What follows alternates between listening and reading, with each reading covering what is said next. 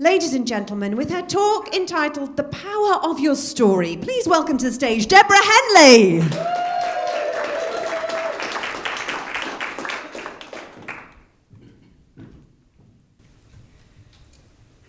Well, many people believe that being professional means presenting a flawless veneer.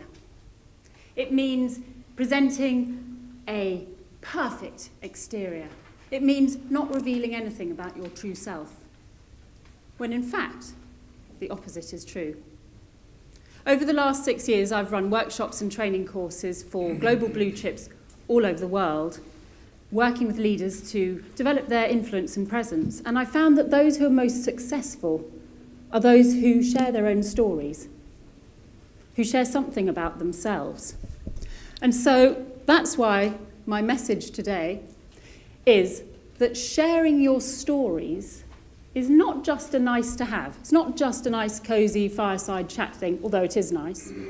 Sharing your story is a core leadership capability, especially if you hold meetings, you do pitches, you give presentations. Because sharing your story will provide you with new opportunities, it'll enhance your relationships, and it'll make your business run much more successfully. So today I'm going to share with you some top tips as to how to do that. But first, a little secret that I'm going to admit to. I don't know about you, but sometimes, very rarely, occasionally, I'm sitting on my sofa at home and I find myself getting drawn into one of those reality shows. Hardly ever. But just occasionally I'm sitting there and I find, I really start caring about somebody not being voted off Great British Bake Off. Or I really start caring that Freddie gets his chance to win in The Voice, or the judges like him, even before I've heard him sing. Or on first dates. Anyone first dates? Great, isn't it? And, you just really want Melanie and Tom to hit it off because they've had such a bad time in love. Why do we get so sucked in? Why do we start caring about an absolute stranger? It's because the TV executives aren't fools. They know we love a backstory and it hooks us in. So what does this mean to you as leaders? This is what I'm going to share with you today. What sharing your story means for you, what happens if you don't, and the difference it makes for you when you do. But first, I'm going to share with you my story. I grew up in the 70s and 80s in Hong Kong. This here is where my dad worked. Does anyone know what that is? Hong Kong Bank. It's a Norman Foster designed building. He worked on the 21st floor, and it was just the most amazing building when it was built because everything, all the infrastructure was on the outside. I remember as a small child going there to visit him for the first time, and I stood in this lift. It was like a space rocket, all made of glass, pressing the 21st floor, and up we went. And then the doors opened, and the carpet, rather like this one, was grey. The room was filled with metal. The three receptionists looked up in unison and smiled as one. And then people glided around in their smart, immaculate suits. And I thought they looked like robots. I thought, where's the colour? Where's the laughter? Where's the fun? Where's the life? Where's the joy? Where's the spirit? Where's the sparkle? I am never going to work in a place like this. 25 years later, I was working in this Norman Foster designed building in Moore London Place in financial services.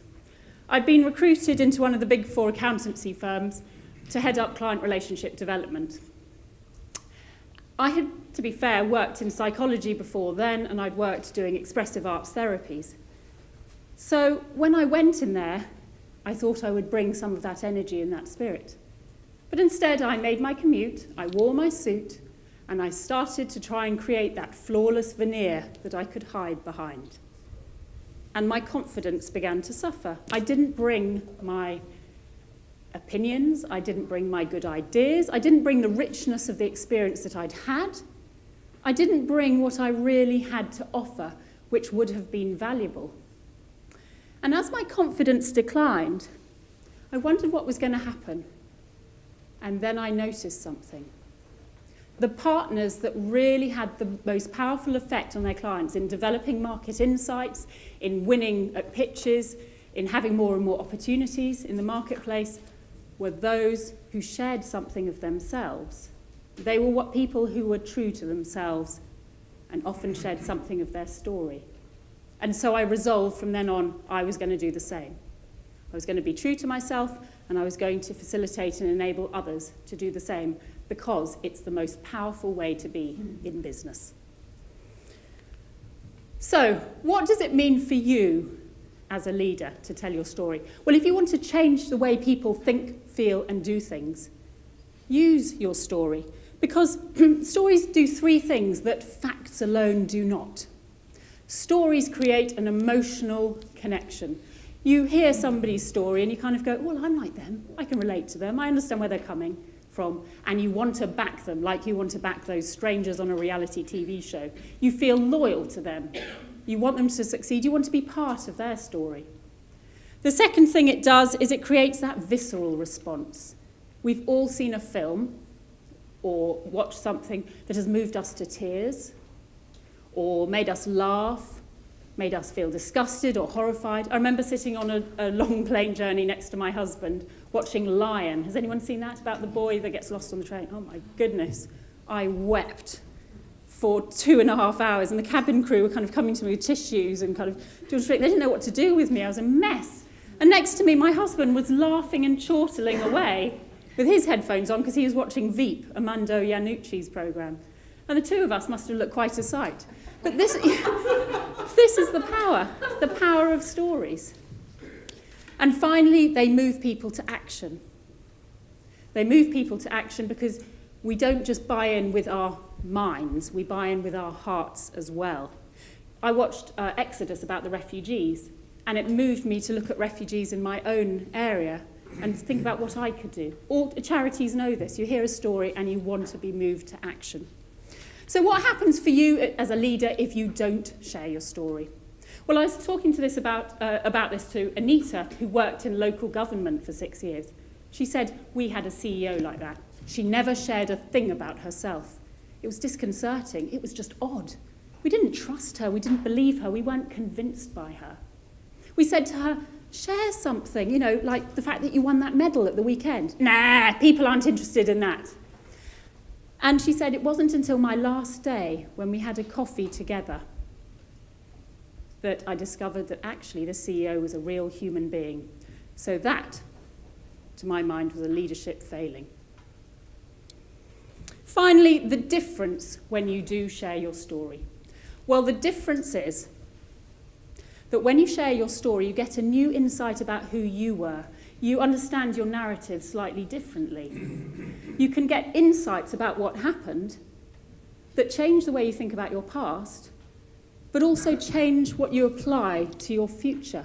They can guide and direct you in a new way. So you sort of evolve, you get a new understanding of yourself. So my message to you is this. If you want them to care, then you have to dare to bear. And, not quite yet.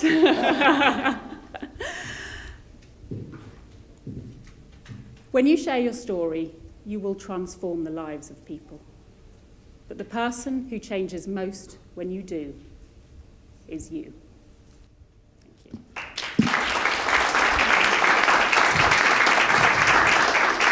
Thank you so much, Deborah. Oh, my final slide. There we go. There you go. Should we keep our clicker or does it go back to the